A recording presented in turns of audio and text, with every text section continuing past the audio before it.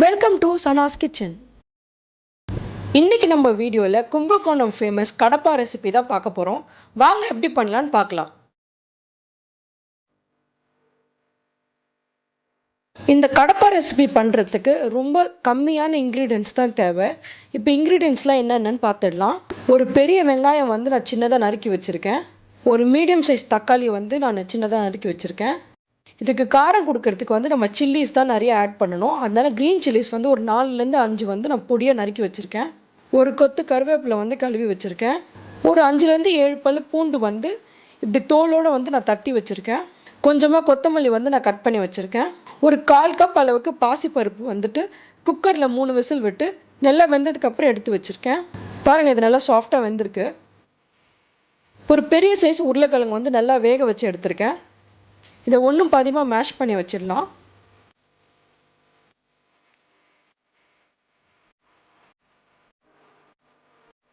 இந்த கடப்பா பண்ணுறதுக்கு முதல்ல ஒரு கடாய் வச்சுட்டு, கடாய் சூடானதும் நான் 2 ஸ்பூன் அளவுக்கு ஆயில் ஆட் பண்ணிக்கிறேன். ஆயில் நல்லா சூடாகட்டும். 1 ஸ்பூன் அளவுக்கு கடுகு ஆட் பண்ணிக்கிறேன்.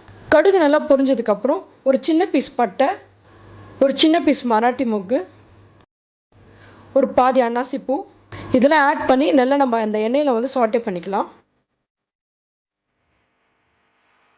இப்போ நம்ம தட்டி வச்சுருக்க பூண்டு நான் ஆட் பண்ணிக்கிறேன். கூடவே பொடியாக நறுக்கி வச்சுருக்க சில்லிஸும் நான் ஆட் பண்ணி நல்லா வதக்கிடலாம். ஒரு 1லேருந்து 2 நிமிஷம் இது நல்லா வதக்குங்க. அப்போ தான் இந்த பூண்டு இந்த சில்லிஸோட ஃப்ளேவர் நல்லா இறங்கும். இது நல்லா வதங்கினதுக்கப்புறம் நம்ம கட் பண்ணி வச்சுருக்க ஒரு பெரிய சைஸ் ஆனியனை நான் ஆட் பண்ணிக்கிறேன். இந்த ஆனியன் நல்லா வதங்கிறதுக்காக கொஞ்சமாக சால்ட் ஆட் பண்ணிக்கிறேன். 2லேருந்து 3 நிமிஷம் இது நல்லா வதக்கிடணும். நல்லா வதங்கினதுக்கப்புறம் பார்த்திங்கன்னா இந்த ஆனியன்ஸ்லாம் நல்லா ப்ரௌன் கலரில் ஆயிருக்கு. இப்போ இந்த ஸ்டேஜில் நம்ம கட் பண்ணி வச்சுருக்க தக்காளி ஆட் பண்ணிக்கலாம். இதுவும் நல்லா வதக்கி விட்டுருங்க. இது வதங்குறப்ப அடி பிடிக்காமல் இருக்கிறதுக்கு அப்பப்போ கொஞ்சமாக தண்ணி ஆட் பண்ணிக்கலாம். இந்த வெங்காயம் தக்காளி நல்லா வதங்கட்டும். அதுக்குள்ளே மிக்ஸி ஜாரில் ஒரு அரை மூடி தேங்காய் நான் கட் பண்ணி ஆட் பண்ணியிருக்கேன். 1 ஸ்பூன் அளவுக்கு பொட்டுக்கடலை ஆட் பண்ணி இது ரெண்டுத்தையுமே நல்லா பேஸ்ட்டாக அரைச்சிக்கோங்க. நிறைய தண்ணியெலாம் ஊற்ற வேணாம். இந்த வெங்காயம் தக்காளி பார்த்திங்கன்னா நல்லா வதங்கிருச்சு. இந்த ஸ்டேஜில் ஒரு 1/4 டீஸ்பூன் அளவுக்கு டர்மரிக் பவுடர் ஆட் பண்ணிக்கிறேன். நீங்கள் ஒரு 1/2 டீஸ்பூன் கூட ஆட் பண்ணிக்கலாம். இந்த கடப்பாக்கு இந்த மஞ்சள் தூள் தான் கலர் கொடுக்க போகுது. இப்போ இது அடி பிடிக்காமல் இருக்கிறதுக்காக ஒரு 2 ஸ்பூன் அளவுக்கு நான் தண்ணி ஆட் பண்ணிக்கிறேன். இன்னும் ஒரு நிமிஷம் இது நல்லா வதங்கிடட்டும். பார்த்தீங்கன்னா நல்லா தொக்கு மாதிரி இது நல்லா வதங்கிருச்சு. இப்போ இந்த ஸ்டேஜில் நம்ம கட் பண்ணி வச்சுருக்க கருவேப்பிலையை ஆட் பண்ணிக்கலாம். ஒரு வதக்கினதுக்கப்புறம் நம்ம மேஷ் பண்ணி வச்சுருக்க பொட்டேட்டோஸும் இதில் ஆட் பண்ணிக்கலாம்.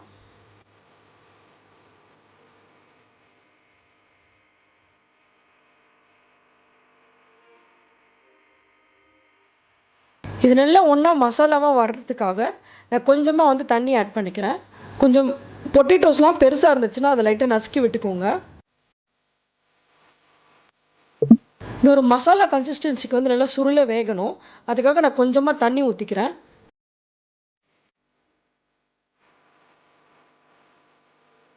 உருளைக்கிழங்கு போட்டு இது நல்லா மிக்ஸ் பண்ணி விட்டதுக்கப்புறம் நம்ம வேக வச்சு எடுத்து வச்சுருக்க பருப்பை ஆட் பண்ணிடலாம்.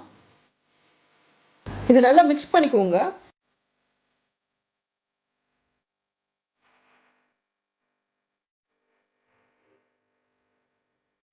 இந்த பருப்பு நல்லா இந்த மசாலாவோட மிக்ஸ் ஆனதுக்கப்புறம் நம்ம அரைச்சி வச்சுருக்க தேங்காய் அண்ட் பொட்டுக்கடலை பேஸ்ட்டை இப்போ ஆட் பண்ணிக்கலாம். இந்த பேஸ்ட் தான் இந்த மசாலாவுக்கு ஒரு நல்ல திக் கன்சிஸ்டன்சி கொடுக்க போகுது.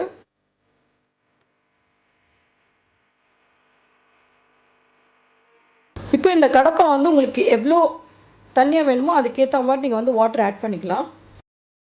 தண்ணி ஆட் பண்ணதுக்கப்புறம் இதை நல்லா மிக்ஸ் பண்ணிவிட்டு 10லேருந்து 15 நிமிஷம் இது நல்லா பாயில் பண்ண விடுங்க.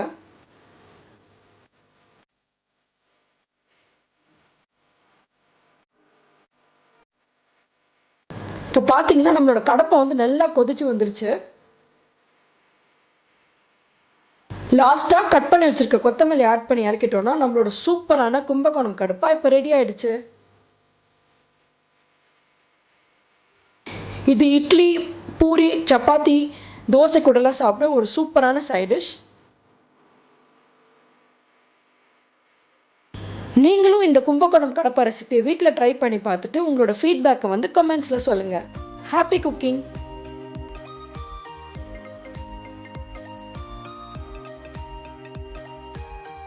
இந்த ரெசிபி பிடிச்சிருந்துச்சுன்னா லைக் பண்ணுங்கள், ஃப்ரெண்ட்ஸ் அண்ட் ஃபேமிலியோட ஷேர் பண்ணுங்கள், என்னோட சேனலை சப்ஸ்கிரைப் பண்ணுங்கள். தேங்க்யூ.